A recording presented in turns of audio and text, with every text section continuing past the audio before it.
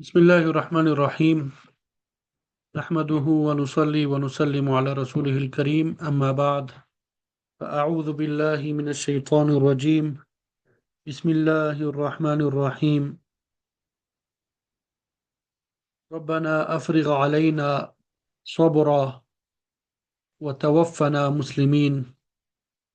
صدق الله العظيم.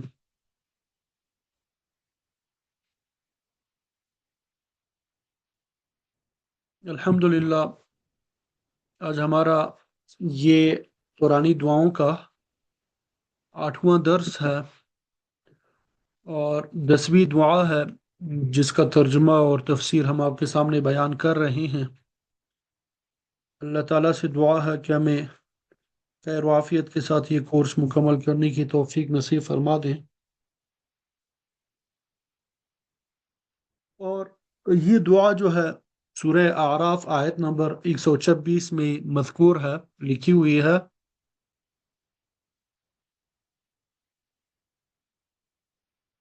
تو اس دعا کا سب سے پہلے ہم ترجمہ کریں گے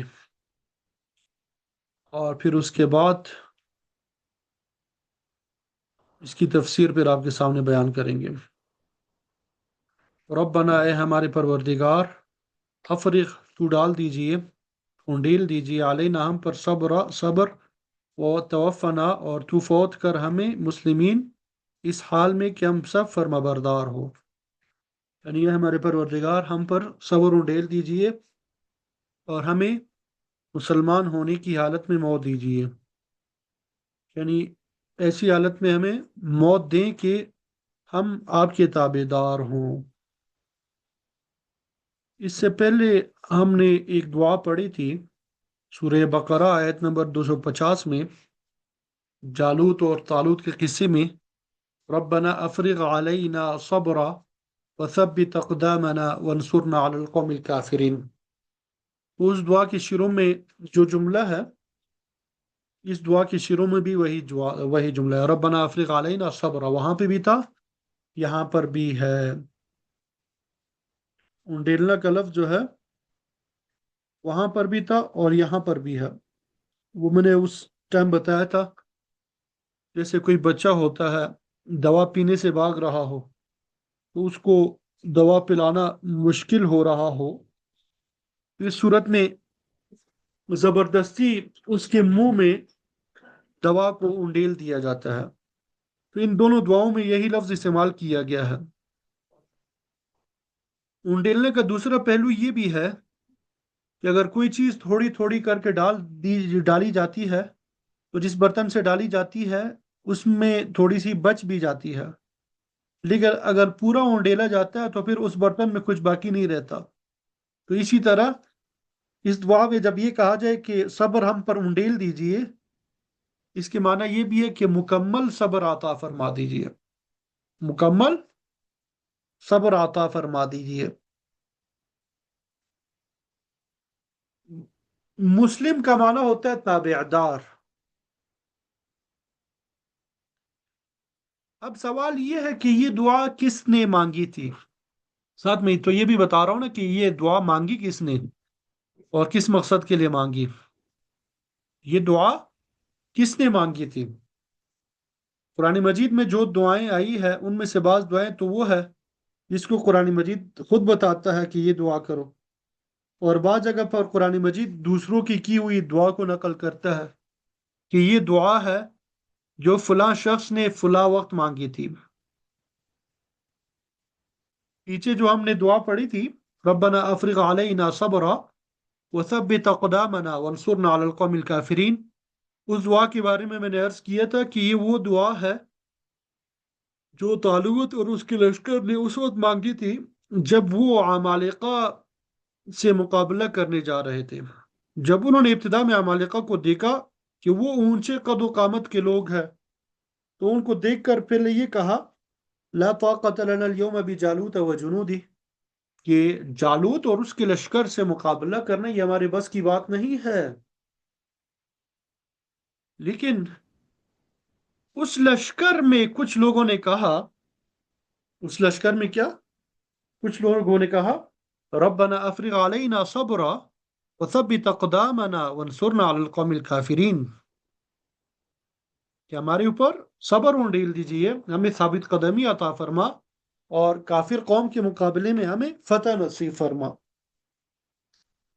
اور یہ دعا جو ہے ربنا افرغ علینا صبرا وتوفنا مسلمین،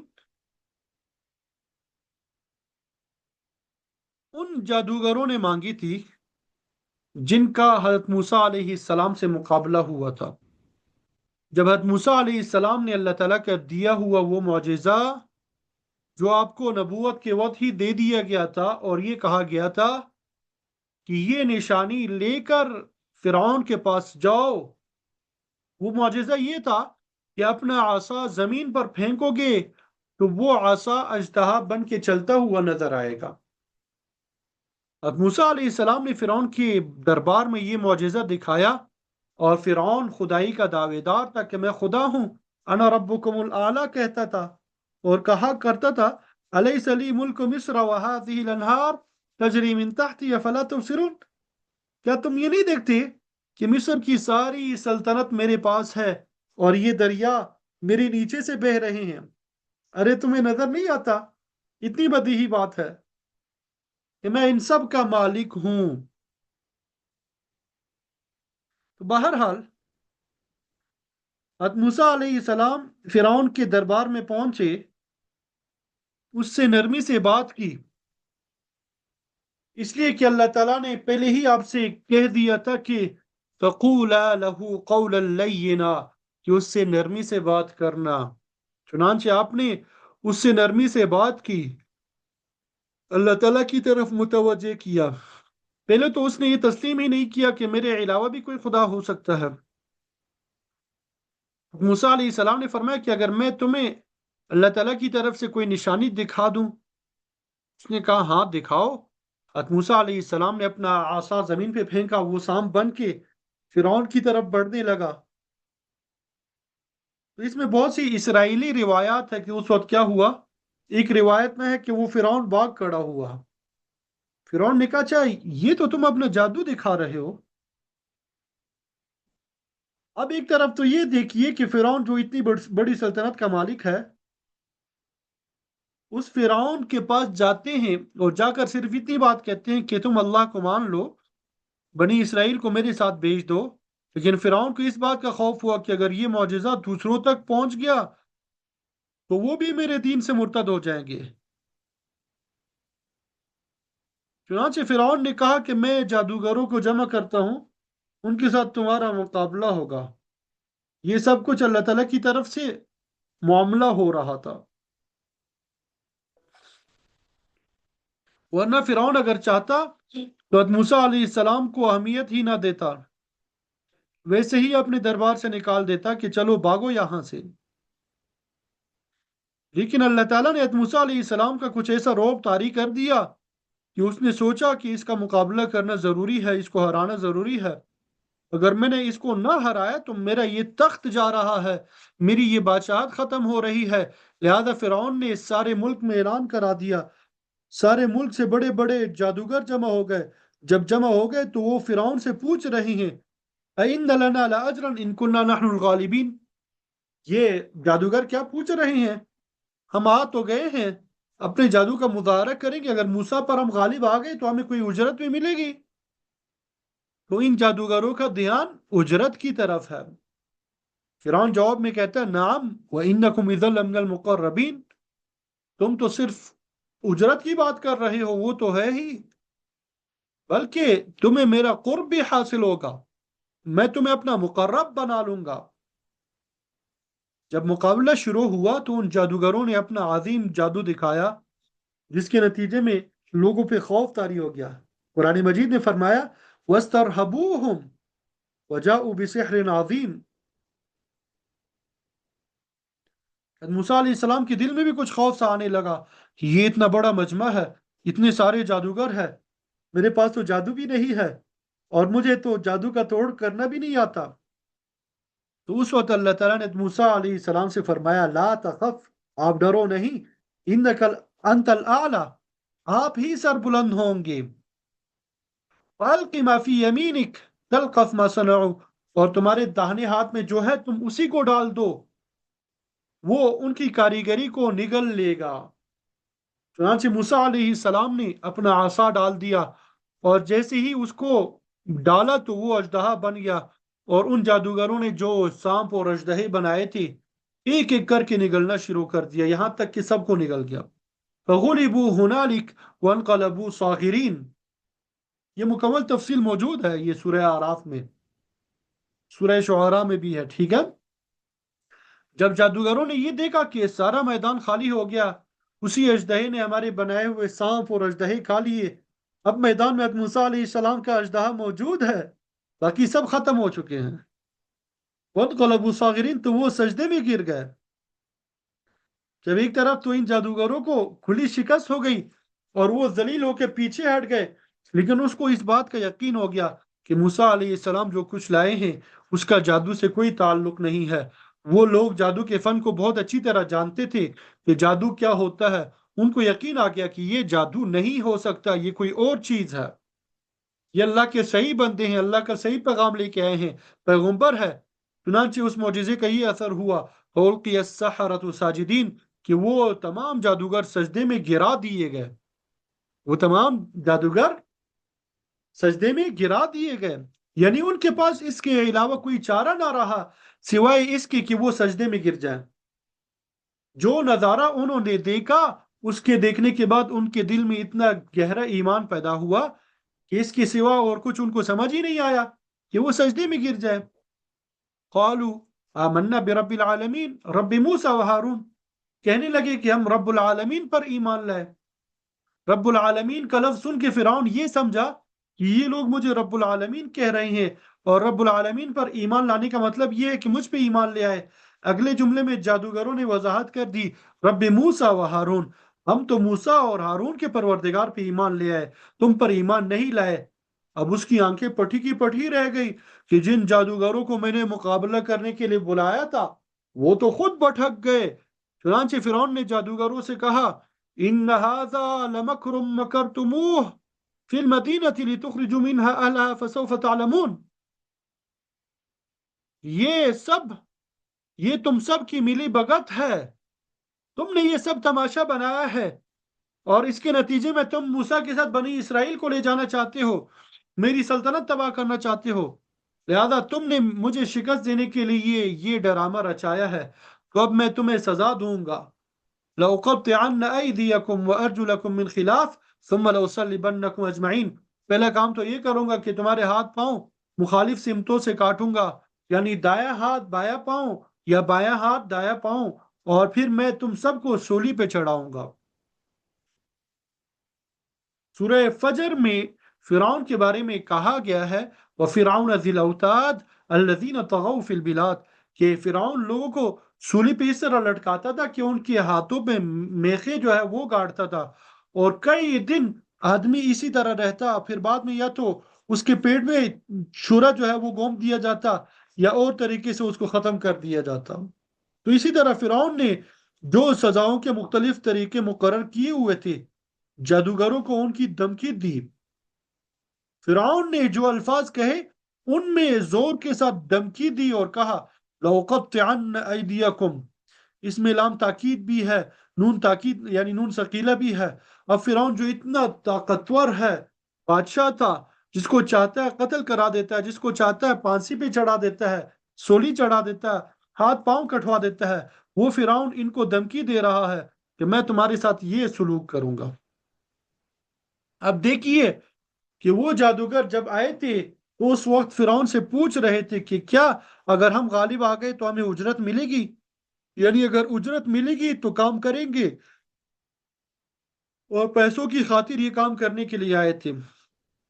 ان جادوگروں کے دل کی کائنات بدل گئی، اب فرعون سے کہنے لگے کہ اچھا تم ہمارے ہاتھ پاؤں کاٹو گے، ہمیں سولی پہ چڑھاؤ گے، سن لو، لن نؤثرك على ما جاءنا من البينات والذي فطرنا تقضي ما انت قاض انما تقضي هذه الحياة الدنيا، تمہیں جو کرنا ہے کر گزرو، ہاتھ پاؤں کاٹنا ہے کاٹ لو، سولی پہ چڑھانا ہے چڑھا لو، تم جو فیصلہ کرو گے وہ اسی دنیا کی خاطر ہوگا۔ اب تو ہم نے کچھ اور ہی نظارہ دیکھ لیا ہے، اب ہمیں دنیا کی لالچ یا دنیا کا خوف مرعوب نہیں کر سکتا۔ اب ایک طرف تو جادوگروں نے یہ دعویٰ کر دیا یا میں تمہاری سولی کی بھی پرواہ نہیں ہے، ہاتھ پاؤں کاٹنے کی بھی پرواہ نہیں ہے، اور یہ کہا لا ضیر انا الی ربنا منقلبون، کچھ حرج نہیں، ہمارے ہاتھ پاؤں کاٹ دو، ہمیں سولی پہ چڑھا دو، اس لیے کہ اس کا نتیجہ یہ ہوگا کہ ہم اپنے پروردگار کے پاس پہنچ جائیں گے، اور یہی ہماری عین خواہش ہے۔ وہ نظارہ جو آج ہم نے دیکھا اس کے ذریعے مالک الملک اور ملکوت کا دیدار نصیب ہوگا، اور حقیقت واضح ہو گئی۔ اب تم جو چاہو کر لو، ہمیں کوئی نقصان نہیں ہوگا۔ تو اس وقت جادوگروں نے یہ دعا کی ربنا افرغ علینا صبرا وتوفنا مسلمین، اے ہمارے پروردگار ہم پر صبر ڈیل دیجیے۔ اپنی آنکھوں سے فرعون کو سامنے بیٹھا ہوا دیکھ رہے ہیں، اور یہ کہ اس نے ہماری باری میں ہاتھ پاؤں کاٹنے اور سولی پہ چڑھانے کا حکم دے دیا ہے، اور ہم اس کے مقابلے میں یہ کہہ رہے ہیں کہ ٹھیک ہے، جو تجھے کرنا ہے کر گزر، لیکن اے اللہ جب یہ کرنے پہ آئے گا اس وقت ہمارے صبر کا دامن کہیں تار تار نہ ہو جائے، اس وقت کہیں ہم بھٹک نہ جائے، کہیں تکلیف کے وقت ہم صبر کا دامن چھوڑ بیٹھیں اور پھر کہیں گناہ کے اندر مبتلا نہ ہو جائے۔ اور آگے یہ بھی دعا کی وَتَوَفَّنَا مسلمین، اور ہم نے مرنے کا ارادہ تو کر لیا ہے، لیکن کہیں ایسا نہ ہو کہ تکلیف کی شدت کی وجہ سے کوئی کلمہ ہمارے منہ سے ایسا نہ نکل جائے جو کفر تک پہنچا دے۔ اے اللہ ہمیں وفات اس حالت میں دے دیجئے گا جب ہم مسلمان ہو، تابع دار ہو۔ یہ دعا اس وقت مانگ رہے ہیں جب سولی سامنے ہے، ہاتھ پاؤں کٹنے کا حکم ہو چکا ہے، اور جواب بھی ڈٹ کر دے دیا ہے۔ اس وقت اللہ تعالیٰ سے صبر مانگ رہے ہیں کہ ربنا افرغ علینا صبرا وتوفنا مسلمین۔ تو یہ ہے بندے کا کام کہ بندہ اپنے حصے کا کام کر لے، پھر اللہ تعالیٰ سے مانگے۔ چنانچہ ان جادوگروں نے اپنے حصے کا کام کر لیا، اور وہ یہ تھا کہ فرعون کو جواب دے دیا کہ جا تجھ سے جو ہو سکے وہ کر گزر۔ اس طرح انہوں نے کلمہ حق عند سلطان جائر پر عمل کرتے ہوئے، یعنی ظالم بادشاہ کے سامنے کلمہ حق کہہ دیا کہ ہم تو ایمان لے آئے ہیں، اب تمہاری کوئی دھمکی، تمہارا کوئی لالچ ہمیں اس ایمان سے پھیر نہیں سکتا۔ تو اپنے حصے کا کام کر کے پھر اللہ تعالیٰ سے مانگا کہ اے اللہ ہمیں صبر عطا فرما دے، ثابت قدمی عطا فرما دے، تابیداری کی حالت میں ہماری موت آ جائے۔ قرآن مجید نے یہ نہیں بتایا کہ وہ لوگ جو جادوگر بن کر آئے تھے وہ صدیقین بن کر گئے، ان کا انجام کیا ہوا، واقعی ان کے ہاتھ پاؤں کاٹے، ان کو سولی پہ چڑھایا گیا یا نہیں؟ لیکن بعض تابعین سے منقول ہے کہ فرعون نے فوراً اس پہ عمل کروایا، ان کے ہاتھ پاؤں کاٹے اور سولی پہ چڑھا دیا، اور ان کے بارے میں مقولہ نقل کیا گیا کہ یہ وہ لوگ تھے جاءوا سحرة فی الضحى ورجعوا شهداء فی المساء، کہ صبح کے وقت جادوگر بن کے آئے تھے اور شام کے وقت میں شہید بن کر گئے۔ جبکہ بعض دیگر حضرات کا کہنا یہ ہے کہ جب انہوں نے عظیمت کا انتہا اتنا اعلیٰ مقام حاصل کر کے ڈٹ کر فرعون کے سامنے یہ بات کہہ دی تو فرعون مرعوب ہو گیا اور کہا کہ ان کو ان کی حالت پہ چھوڑ دو، واللہ عالم۔ لیکن قرآن مجید نے صرف اتنی بات ذکر کی ہے جو ہمارے اور آپ کے سبق لینے کی ہے، کہ ایسے وقت میں جب ایک ظالم اور جابر انسان ہمیں دھمکیاں دے رہا ہے، دوسری طرف لالچ بھی دے رہا تھا کہ تم ہمارے مقرب بن جاؤ گے، لیکن ایمان کے بعد لالچ اور دھمکی کام نہ آئی، وہ لوگ ثابت قدم رہے، اللہ تعالیٰ سے صبر کی دعا کی۔ قرآن مجید جو واقعات بیان کرتا ہے ان سے صرف تاریخ بیان کرنا مقصود نہیں ہے کہ صرف قصے کہانیاں بتلانا مقصود ہو، بلکہ ہر قصے اور ہر واقعے کے پیچھے کوئی سبق ہوتا ہے۔ قرآن مجید میں اللہ تعالیٰ نے جادوگروں کا یہ واقعہ بیان فرمایا، اور یہ کہ انہوں نے یہ دعا کی تھی ربنا افرغ علینا صبرا وتوفنا مسلمین۔ اس واقعے سے یہ سبق دیا جا رہا ہے کہ وہ فرعون بادشاہ تھا، اگر مقابل بادشاہ نہ ہو بلکہ مقابل نفس امارہ ہو یا مقابل شیطان ہو، اور وہ تمہارے دل میں برائی کی خواہش پیدا کر رہا ہو، تمہارے دل میں مال کی محبت کے ذریعے رشوت لینے کا جذبہ پیدا کر رہا ہو، یا مال کی محبت میں حرام کاروبار کا جذبہ پیدا کر رہا ہو، تو اس وقت بھی تم اللہ تعالیٰ سے صبر مانگو اور یہ کہو ربنا افرغ علینا صبرا، اے اللہ ہم پر صبر ڈیل دیجئے، یعنی اے اللہ یہ شیطان اور یہ نفس امارہ فرعون کی شکل میں ہم پہ چائے ہوئے ہیں، ہمیں گناہوں پر برائیوں پر حرام کاموں پہ آمادہ کر رہے ہیں، تو اے اللہ ہمیں ایسا صبر دے دیجئے کہ ہم ان کے سامنے ڈٹ جائیں کہ یہ ہمیں پھسلا نہ سکے، اور کسی طرح وہ ہمیں اپنے جال میں نہ پھنسا لے اور ہم ان کے چنگل سے نکل جائے، اور جب ہماری موت کا وقت آئے تو فرمانبردار تابع دار مسلمان بن کے ہم دنیا سے رخصت ہو۔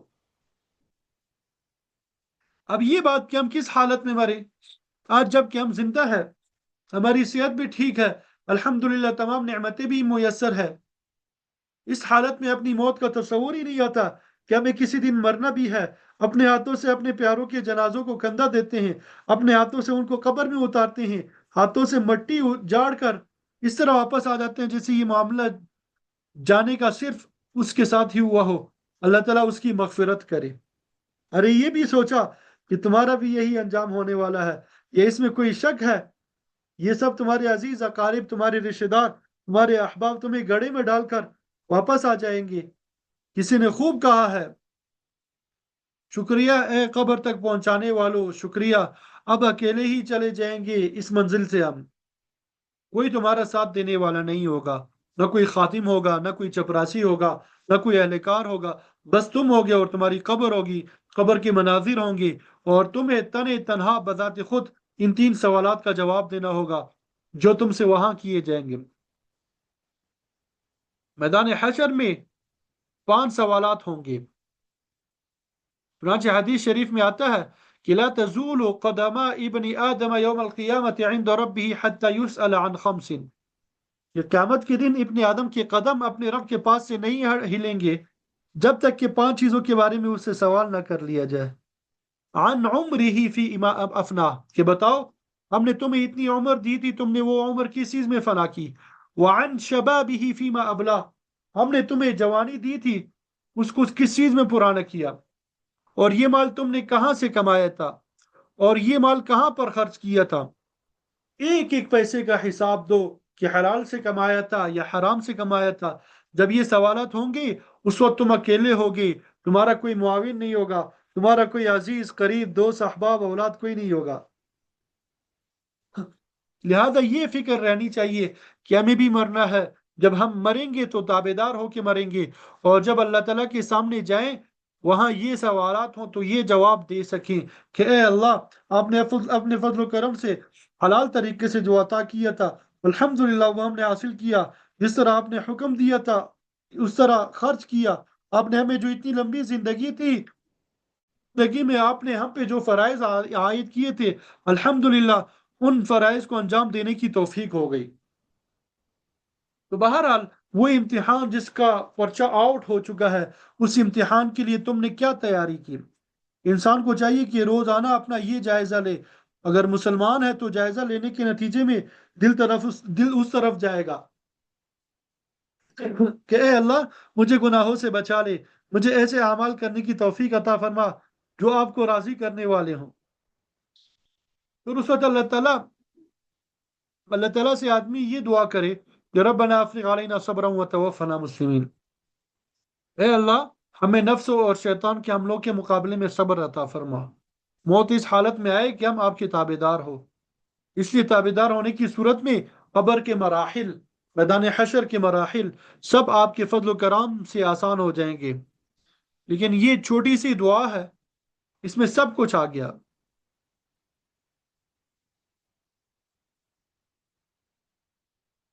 بات سمجھ آئی بھائی؟ اس لیے کہ صبر وہی چیز ہے جس کی بنیاد پر جنت ملے گی، جس کے بدلے میں جنت ملے گی۔ قرآن مجید کے سورہ فرقان آیت نمبر 75 میں اللہ تعالیٰ نے فرمایا اولئک یجزون الغرفۃ بما صبروا، کہ ان لوگوں کو جنت کے غرفے ملیں گے، کیوں ملیں گے؟ اس لیے کہ انہوں نے صبر کیا تھا۔ وہ صبر یہ تھا کہ ان کی نفسانی خواہشات دوسری طرف لے جا رہی تھی، لیکن انہوں نے کہا کہ ہم اللہ تبارک و تعالیٰ کی خاطر ان نفسانی خواہشات کو کچھ لیں گے، ہم ان کی جگہ اللہ تعالیٰ کی اطاعت کریں گے اور اللہ تعالیٰ کے سامنے سرخرو ہو جائیں گے۔ اس لیے آپ صلی اللہ علیہ وسلم نے ایک حدیث میں ارشاد فرمایا الکیس من دان نفسہ وعامل لما بعد الموت والعاجز من اتبع نفسہ ہواہ وتمنى علی اللہ، کہ عقلمند شخص وہ ہے جو اپنے نفس کو اپنے قابو میں کرے، اپنی نفسانی خواہشات کو اپنے قابو میں کرے، مرنے کے بعد والی زندگی کے لیے عمل کرے، اور عاجز بندہ وہ ہے جس نے اپنے آپ کو اپنی خواہشات کے پیچھے لگایا ہوا ہے، جو دل میں آتا ہے وہ کرتا جا رہا ہے، حلال اور حرام کی کوئی فکر نہیں ہے، اور جب اس سے کہا جاتا ہے کہ حرام اور ناجائز کام چھوڑ دو تو کہتا ہے اللہ تعالیٰ بڑا غفور اور رحیم ہے، سب معاف کر دیں گے۔ اب اللہ تعالیٰ کا غفور اور رحیم ہونا اپنے گناہوں کے جواز کے طور پہ پیش کیا جاتا ہے۔ ایسے شخص کے بارے میں آپ صلی اللہ علیہ وسلم نے فرمایا کہ یہ شخص عاجز ہے۔ آپ صلی اللہ علیہ وسلم نے ایسے شخص کی مذمت بیان فرمائی۔ تو بہرحال اللہ تعالیٰ اپنے فضل و کرم سے اس دعا کو ہم سب کے لیے قبول فرمائے۔ وآخر دعوانا ان الحمد للہ رب العالمین۔ دعا کے لیے ہاتھ اٹھا لیں۔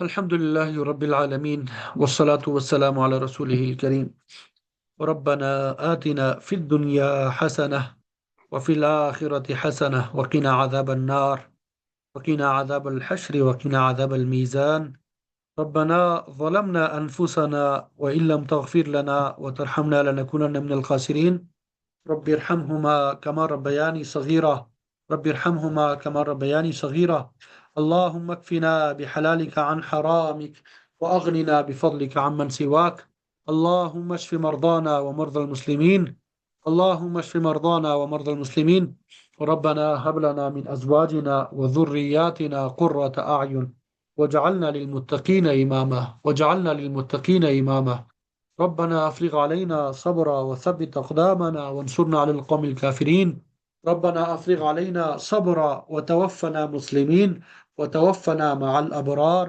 وتوفنا مع الأبرار وتوفنا مع الأبرار ربنا لا تؤاخذنا إن نسينا أو أخطأنا ربنا ولا تحمل علينا إصرا كما حملته على الذين من قبلنا ربنا ولا تحملنا ما لا طاقة لنا به واعف عنا واغفر لنا وارحمنا أنت مولانا فانصرنا على القوم الكافرين انصرنا على القوم الكافرين ربنا ظلمنا أنفسنا وإن لم تغفر لنا وترحمنا لنكونن من الخاسرين۔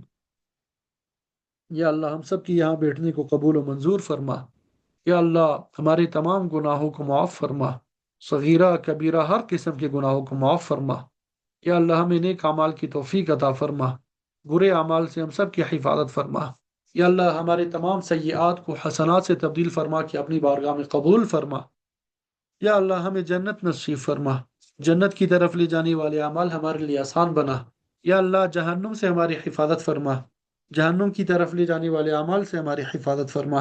یا اللہ رمضان کا مبارک مہینہ ہے، یا اللہ رمضان کا مبارک مہینہ ہے، ہم اس کی قدر کرنے کی توفیق نصیب فرما۔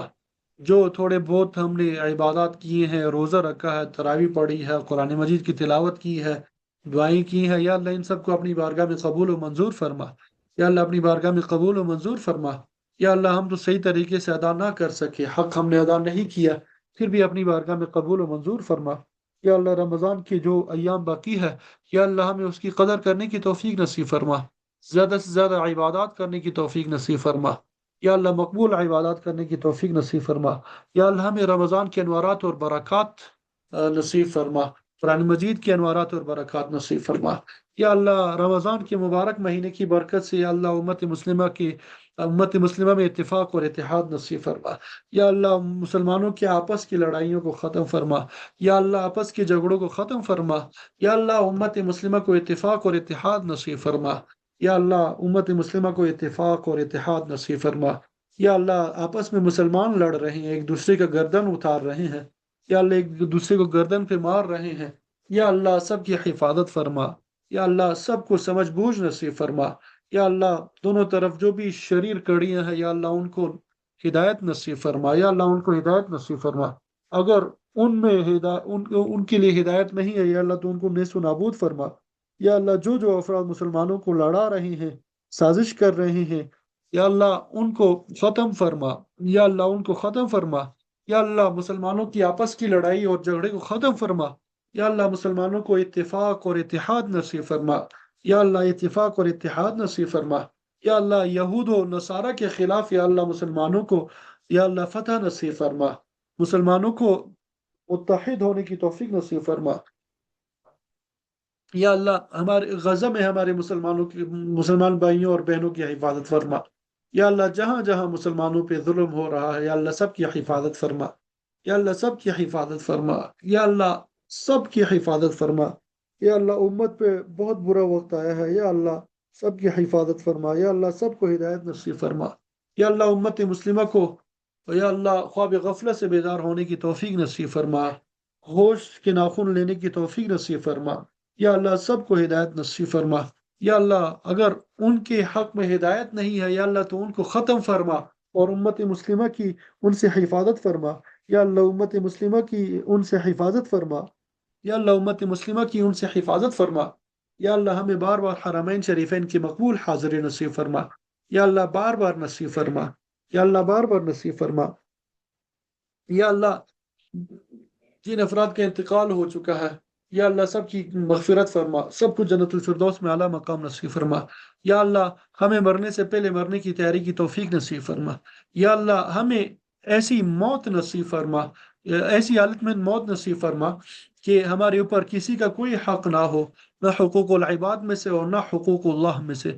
یا اللہ مسلمان ہونے کی حالت میں اور اسلام ہونے کی حالت میں یا اللہ ہمیں موت نصیب فرما۔ نیک لوگوں کے ساتھ ہمیں موت نصیب فرما۔ یا اللہ نیک لوگوں کے ساتھ ہمیں موت نصیب فرما۔ یا اللہ شہادت کی موت نصیب فرما۔ یا اللہ نیک لوگوں کے ساتھ ہمیں شہادت کی موت نصیب فرما۔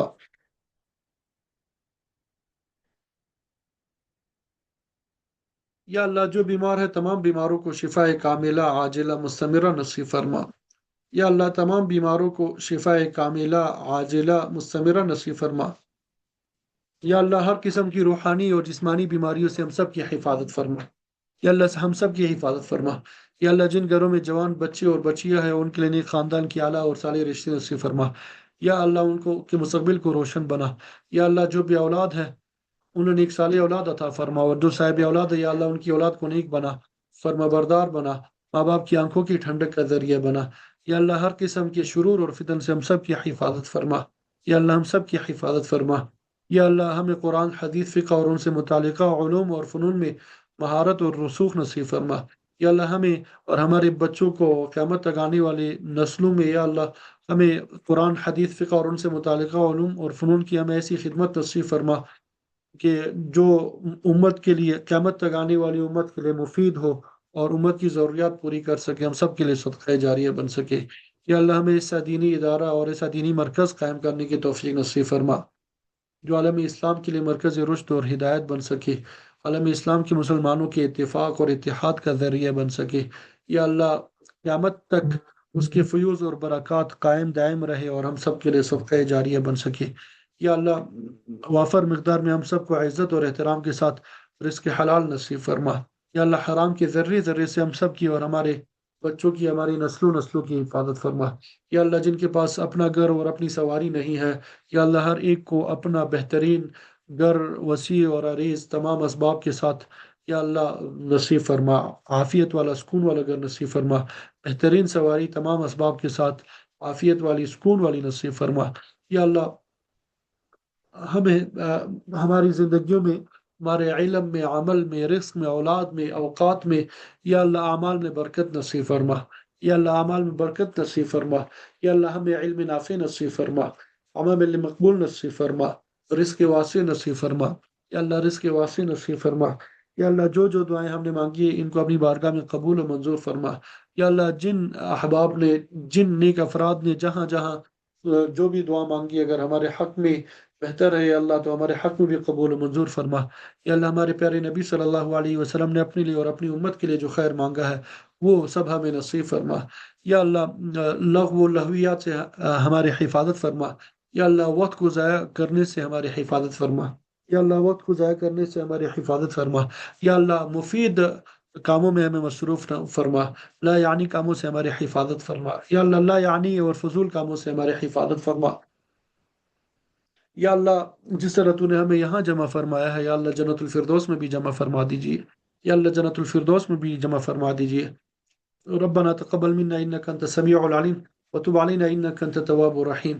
یا اللہ جب مرنے کا وقت قریب ہو تو ہماری زبان پر کلمہ طیبہ لا الہ الا اللہ محمد الرسول اللہ جاری و ساری فرما۔ ربنا تقبل منا انك انت السميع العليم وتب علينا إنك أنت التواب الرحيم برحمتك يا أرحم الراحمين.